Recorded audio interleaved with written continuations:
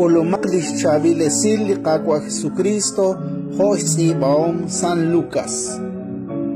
Sakwili onalaan, li Jesus ki saog sa chosh pani santin musiker ut kishye. Ninloko na aku atin yukwa, laat ak echal re li choshachot. Panak shamuka in chirueb li kwankebsh nale, hokwili sebev chor. Ut shakut chirueb li konev chor, kial atin yukwa. Panak hokan shulak chaku. Chishunil ashte simbil saku, shpanin yukwa. Ut maani na nawokru li kaholbech, kahkwili yukwa bech. Ut maani na nawokru li yukwa bech, kahkwili kaholbech, utebli tarach kwi shkut besinkil. Nakwankeb shkuna sep, li Jesus kish esirib shiril balep, lish solom ut kishye. Us shakreeb li sauech, li nekerih li karu nekerih laesh. Ninkiere nak napale li propet, ut akwapech, ke rach lilpal li nekerih laesh, utinka keril. Ke rach rabinkil li nekerabi laesh, utinka kerabi. Ratin likakwa